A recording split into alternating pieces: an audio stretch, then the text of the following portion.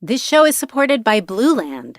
We hear a lot about microplastics in oceans and food, but they can also come from products we use every day at home, including cleaning products.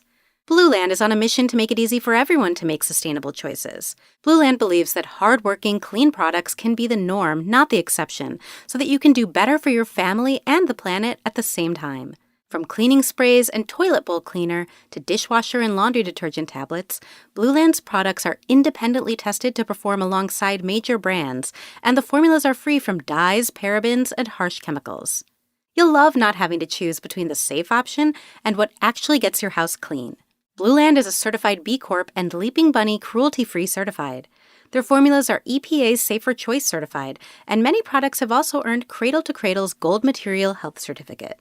If you're looking to make a small change in your routine, you can get 15% off your first order at blueland.com/prx. Get 15% off your first order by going to blueland.com/prx. blueland.com/prx. Hey, this is Trey. This episode of Us and Them was recently awarded second place for Best Mountain State Heritage from the Virginia's AP Broadcasters. The show originally aired in April of 2025.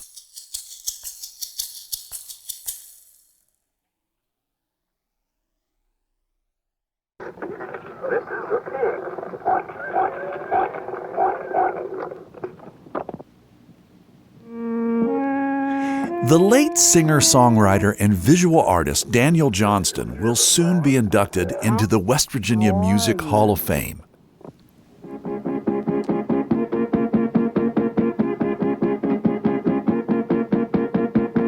Try to remember, but my feelings can't know for sure. Try to reach out, but it's gone. Lucky star in your eye. This song, Walking the Cow, is one of my favorites. I am walking the cow. So at this point, you may be thinking, seriously? This guy? In the West Virginia Music Hall of Fame? His voice sounds like he's been sucking helium. Erwin Shusad is a music historian and journalist. He's been a freeform DJ at WFMU in New Jersey for more than 50 years and has featured Daniel's music on his shows. I remember the first time I heard Daniel. I don't remember what song it was. I just remember thinking, wow, this guy's, he's good. It's weird. I heard something that, to me, was a very idiosyncratic songwriting genius. This is someone who clearly feels compelled to make music. It's coming out in a very strange, eccentric manner, but this is sincere. Family members say as a kid, all Daniel wanted to do was draw cartoon figures and record his songs. He dropped out of college twice. He struggled to keep a job. And when he was employed, he would spend his paycheck on comic books. His drawings show off black and white and brightly colored creations of imagined beings and superheroes. His songs focus on unrequited love, loneliness, good and evil, and his struggles with mental illness. In his 20s, Daniel Johnston was diagnosed with bipolar disorder 1 with psychotic features. The arc of his career was interspersed with often lengthy stays in psychiatric units. Daniel was hospitalized off and on for a total of 5 years. Along the way, his fame in the alternative music scene grew. And some songwriters championed his work. I think most people who put on Daniel's cassette and listened to it in the 80s just thought, is this a joke? I really don't know what I have to fear. And then when they really listened to it, they'd be like, oh man, we really need to cover this song. Coming up, the artistic genius and troubled life of Daniel Johnston.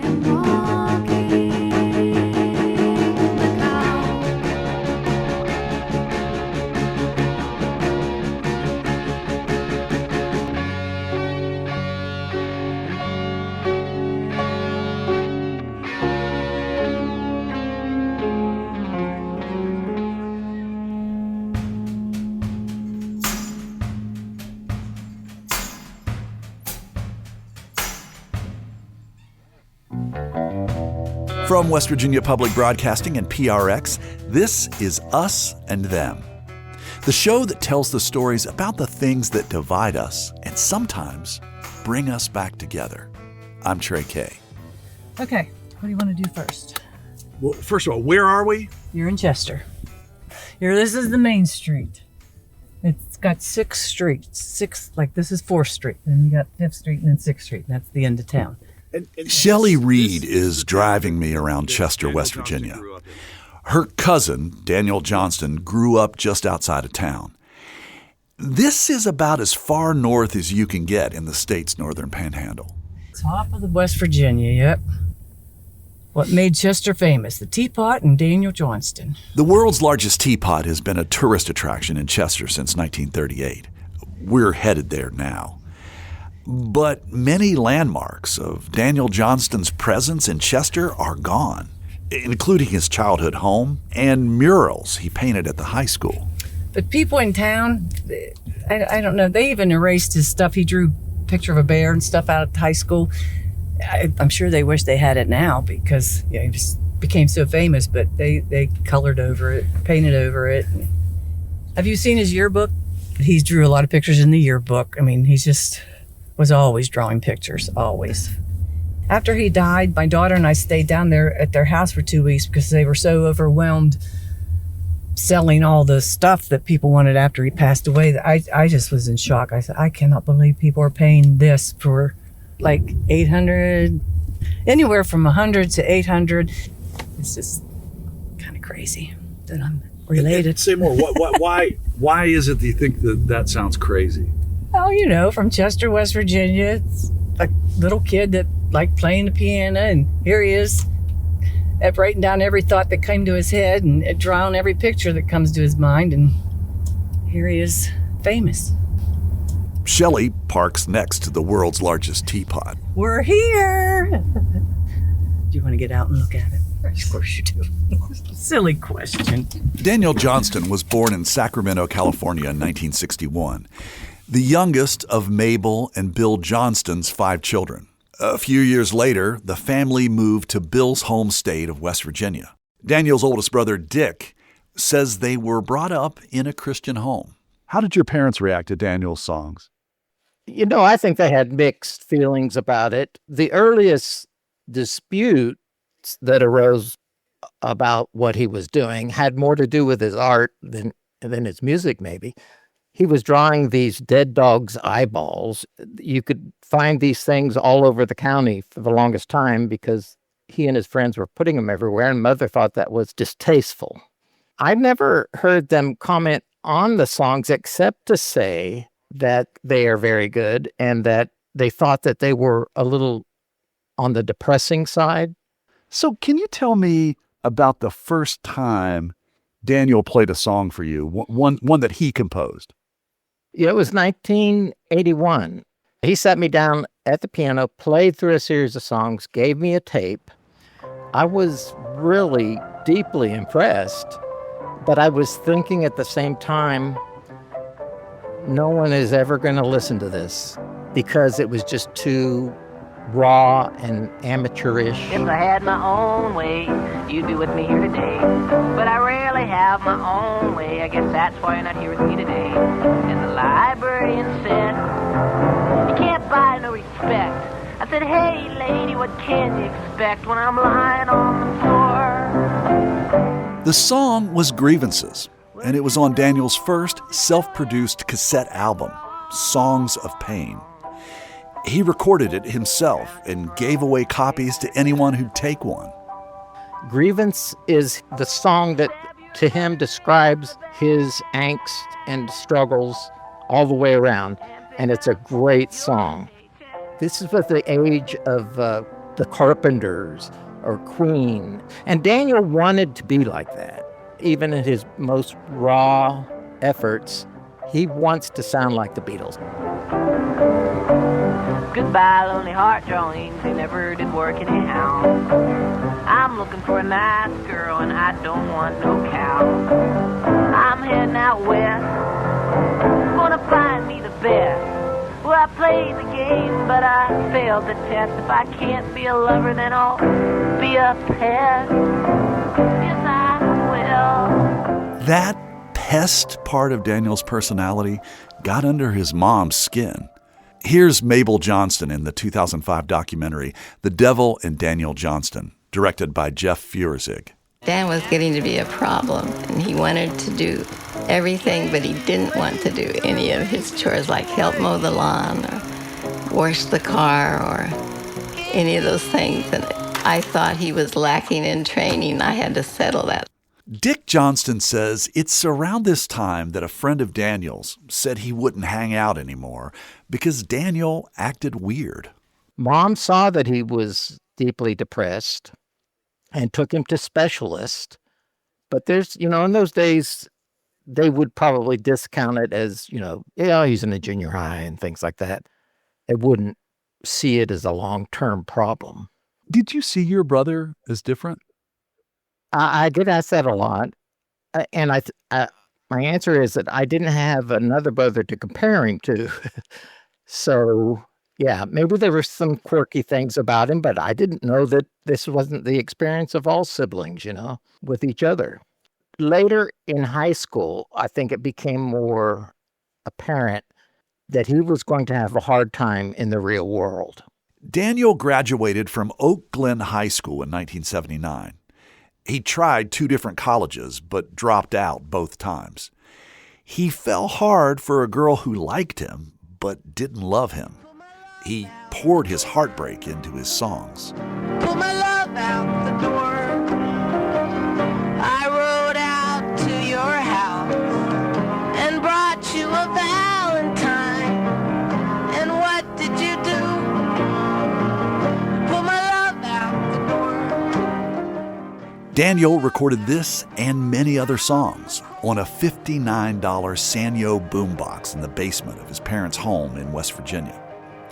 The early 1980s was an incredibly creative time for him. But Daniel was failing to launch.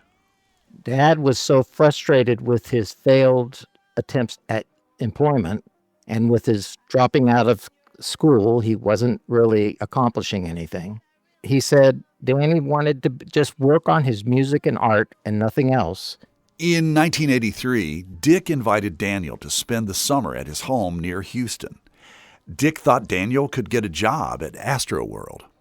I thought he needed some help, and I thought, well, maybe this will be a chance to do that, to come to Texas and work at an amusement park and start getting somewhere. He didn't want to accept my offer, but he felt compelled to, so he did. A few months later, Daniel moved in with his sister who lived near Austin. And then 22-year-old Daniel Johnston disappeared. He had joined a traveling carnival. He thought that we were on the verge of committing him with a mental illness.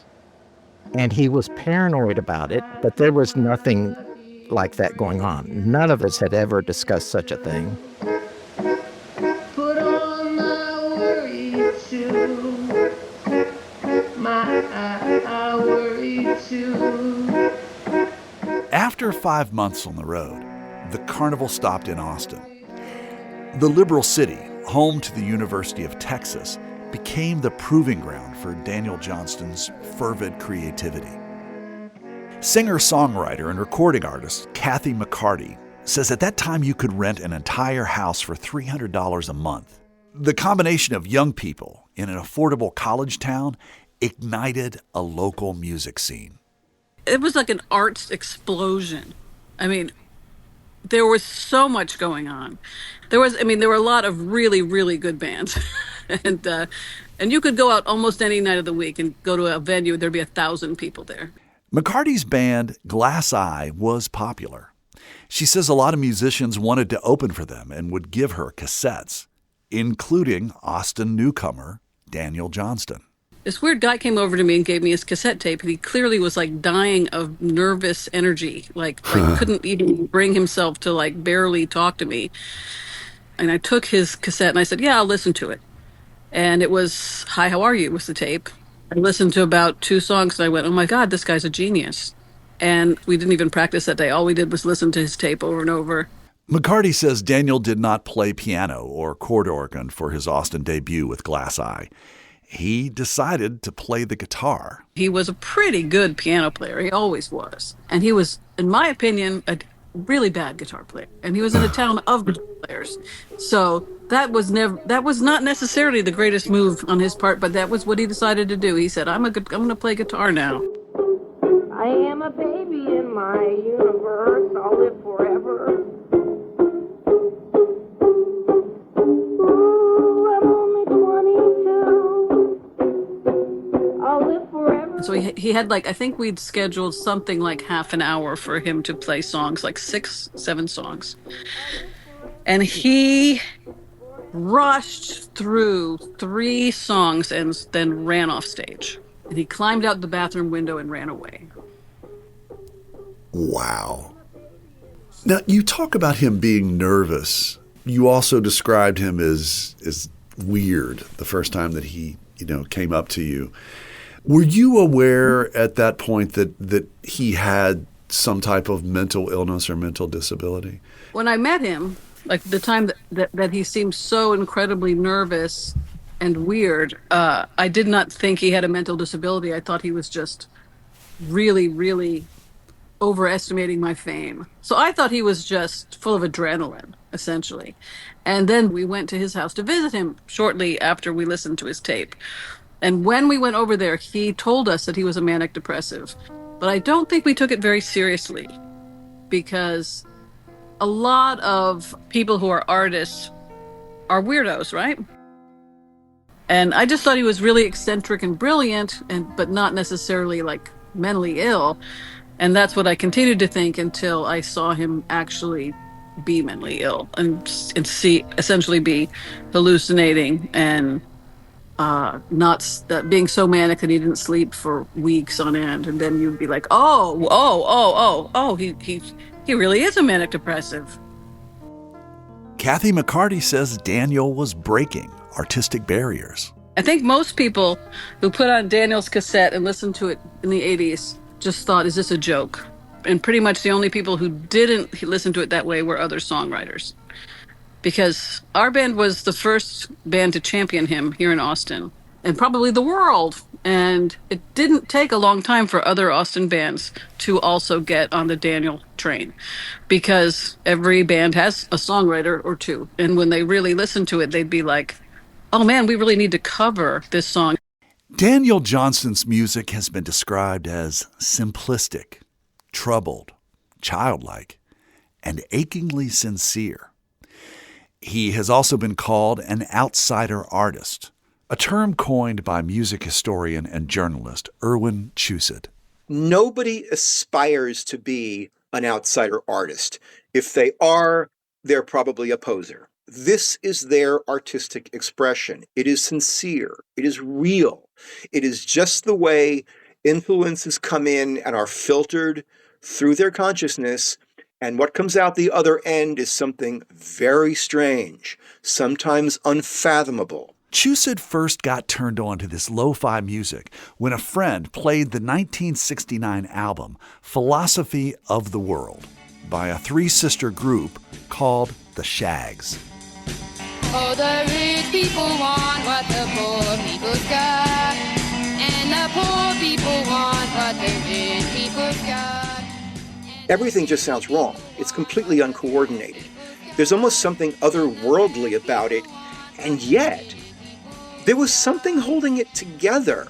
There was something pure about it, while at the same time there was something comical about it, because it was clear what they were attempting, but it was also clear that they were not succeeding. But what they created was something original.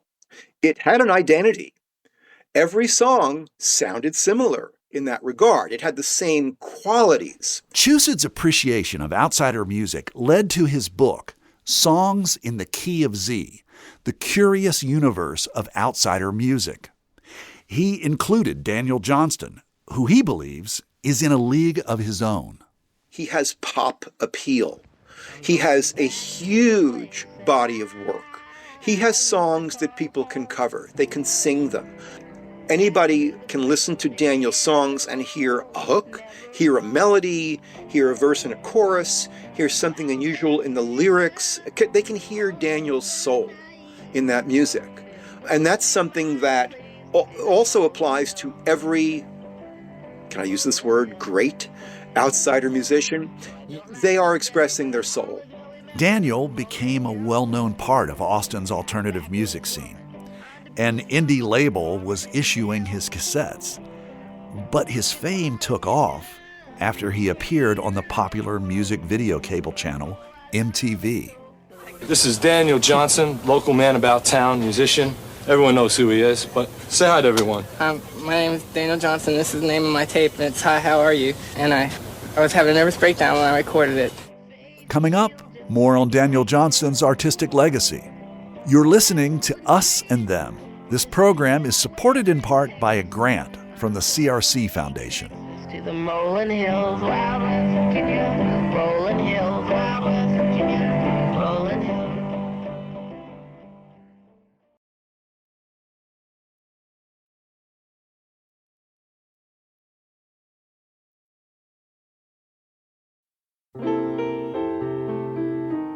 In difficult times, music gives us peace, brings us together, and helps heal us. It calms our nerves and brightens our days. That's why we're bringing you classic episodes of Mountain Stage on air and in our podcast. This is Larry Gross, host of Mountain Stage. Find something that's familiar or brand new and feel the power of live music on our website, mountainstage.org.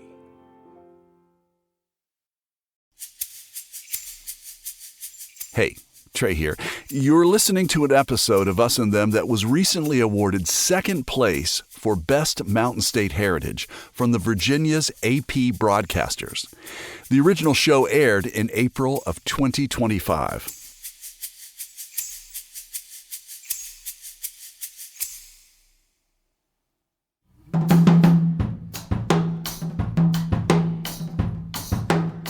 Hey, it's Trey, and you're listening to Us and Them from PRX and West Virginia Public Broadcasting.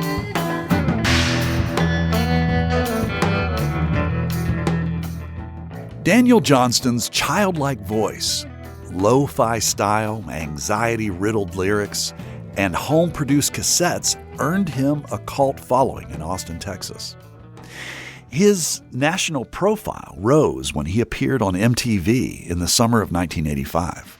It was a dream come true. Dave, here I am on MTV holding up my tape. Hi, how are you? And they're recording me tonight. I'm on MTV. Remember when we used to watch MTV back home? Look, I'm on MTV, David. Daniel played I Live My Broken Dreams. The song is about the time he ditched his sister's place and joined the circus. When I was out in San Marcos a year ago today, they probably would have put me in a home. But I threw all my belongings into a garbage bag and out into the wilderness I did roam. My hopes lay shattered like a mirror on the floor. I see myself and I look really scattered, but I live my broken dream. Dick Johnston says MTV was the way he found out about Daniel's success in Austin. We were told that he was going to be on MTV, and us kids assembled here at my sister's house in Houston and watched it together. I Live My Broken Dream. Yeah. And it's heart-wrenching, especially it was to us because I heard it as him explaining to us what was going on in his life. Here I am living my broken dream.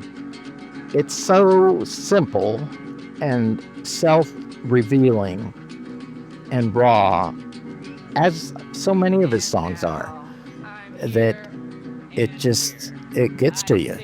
And that the audience loved it, and it's still one of his more favored songs. I live my broken dream.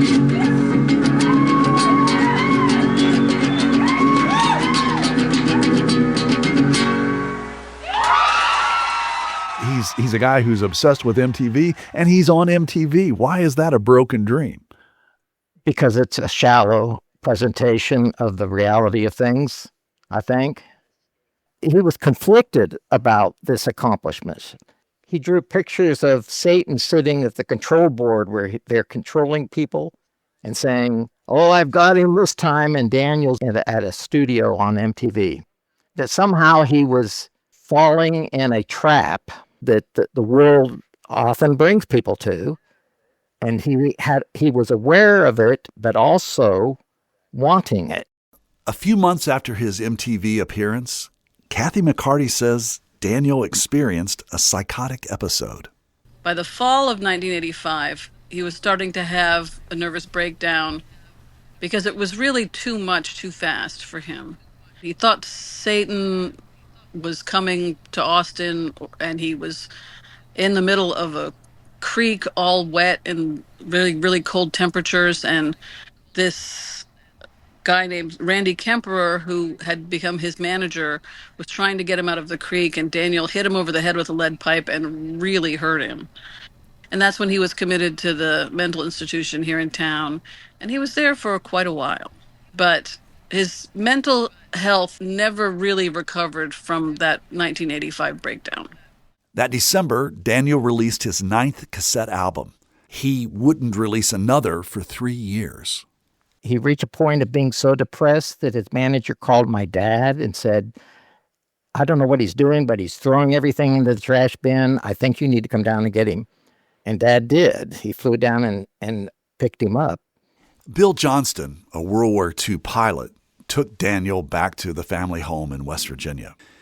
Daniel went to New York to record his first studio album, but his behavior was erratic and aggressive. He was briefly hospitalized after assaulting another musician. He went to Maryland for another recording project. Upon his return to Chester, Daniel got off the bus and wandered around town. He got into an altercation with a 68-year-old woman who jumped out of the window of her second-story apartment when Daniel kicked the door down. She broke both legs. Daniel later told a judge he was protecting her from a demon. The judge sent him to a psychiatric hospital in Weston, West Virginia, where he stayed for several months and was released to the custody of his parents.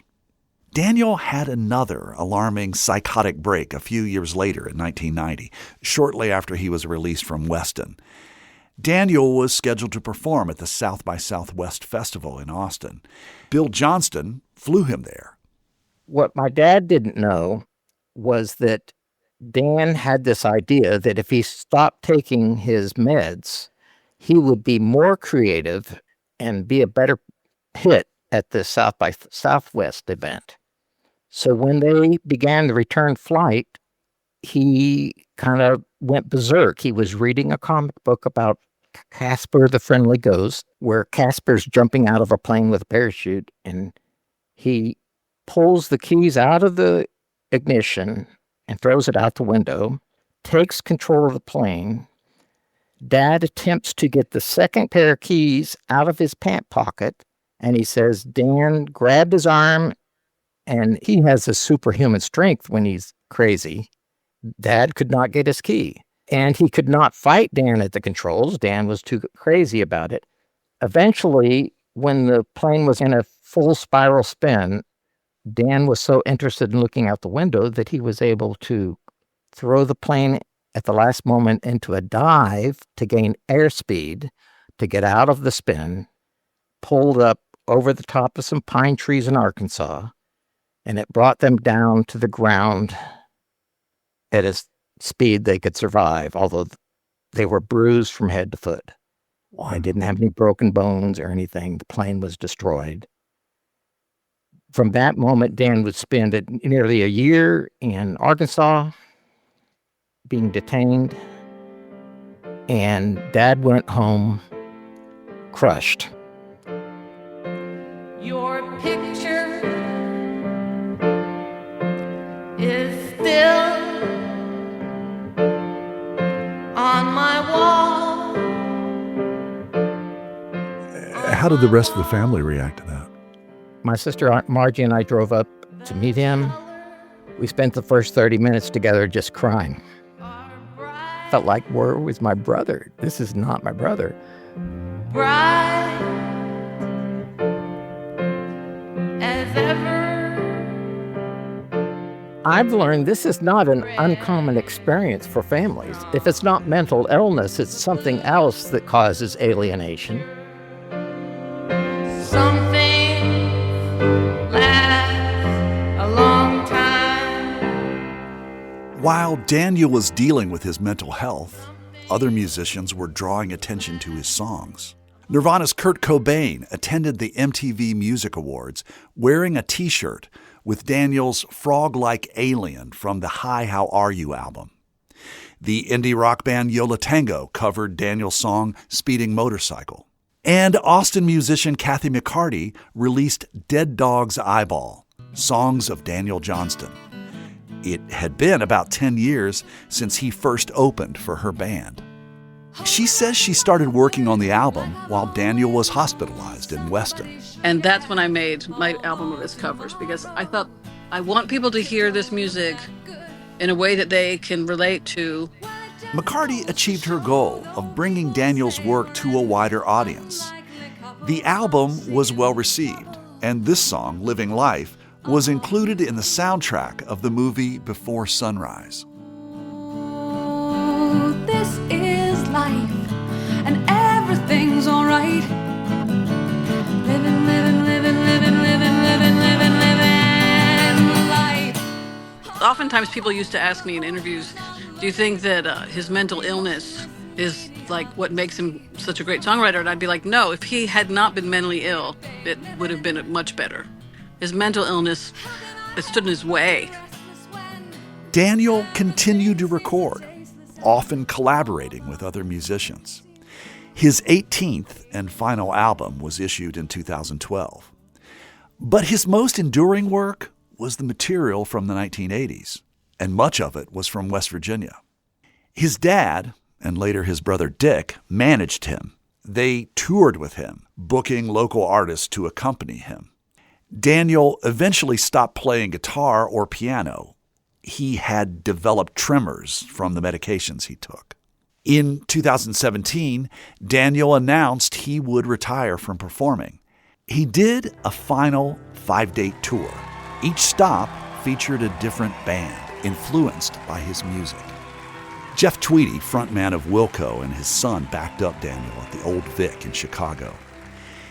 Daniel sat in a chair, reading his lyrics off a music stand, gripping the microphone, visibly shaking.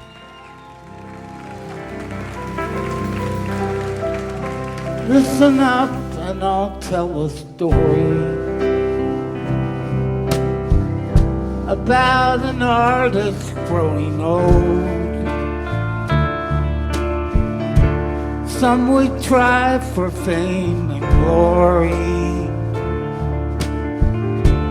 others aren't so bold. Here's Jeff Tweedy. There's a real liberated sense of expression in the way Daniel would write his songs, the language choices he would make. It all seemed very unself-conscious in a way that felt effortless and sort of infuriating in a way for songwriters. It just seemed just like such a natural thing for him to do. But I always stop at the notion that he created what he created because of his mental illness. I think that's a dangerous idea. I think it's a lazy assessment of what his real talents were. I think he created in spite of his mental illness. On September 11th, 2019, Daniel Johnston was found dead in his home in Waller, Texas. He was 58 and died of an apparent heart attack. His brother Dick manages Daniel's estate. Dick says the proceeds from the sales of Daniel's drawings and other merchandise pay for the upkeep of his voluminous archives and legacy building projects. Jeff Tweedy will induct Daniel Johnston into the West Virginia Music Hall of Fame and perform at the ceremony. He says it's a great honor. If it was up to me, he'd be in Rock and Roll Hall of Fame, or he'd be in every state's Hall of Fame. I don't know. I just think that, there are a lot of good reasons to keep his music alive and keep a focus on the art that he made. Daniel Johnston joins the West Virginia Music Hall of Fame, along with conductor and arranger Cameron Lavelle Mullins. Jeff Stevens, who's written or produced more than 40 #1 country hits, and the family R&B group, the Valentinos, also known as the Womack Brothers, one of West Virginia's most important musical dynasties. Daniel's visual art is also in the spotlight. The art publisher Rizzoli will soon release a 400-page book spanning 4 decades of Johnston's work. Daniel is also remembered through the Hi How Are You Foundation, a nonprofit that educates young people worldwide about mental health through community-building events. For a kid who started out making cassette tapes in his family's basement, that's quite a legacy. So, finally, what do you want folks to know who know nothing about your brother? What do you want them to know? Okay, even if you don't like outsider music, you're missing something in what's available in the human experience today if you're not listening to some of Daniel Johnston. He's a really deep philosophical commentator on the world and society and life and our experience that I think has valuable things to give to people. So it's something that shouldn't be missed. 2, 3, 4.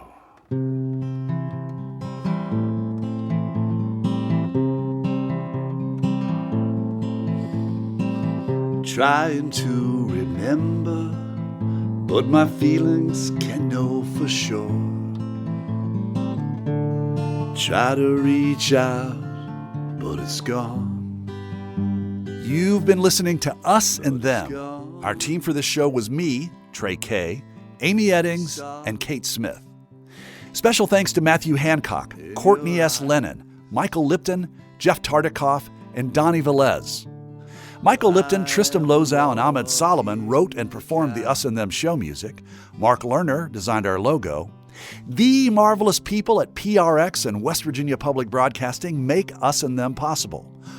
So do grants from the Corporation for Public Broadcasting and the CRC Foundation. Hey, we'd love to hear your thoughts about this episode. Can you connect with us on our Facebook page or on X, formerly known as Twitter, at Us Them Podcast? Us and Them was originally developed with assistance from the mentorship program at AIR, the Association of Independents in Radio. We'll see you next time on Us and Them.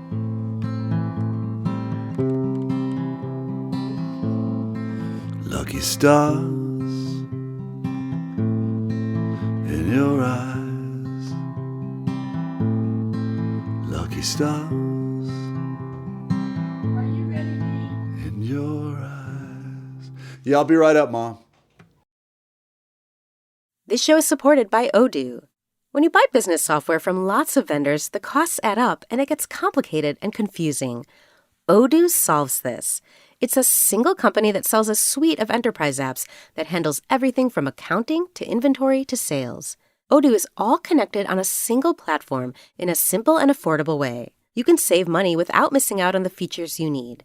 Check out Odoo at odoo.com. That's odoo.com. Support for this podcast comes from the Corporation for Public Broadcasting.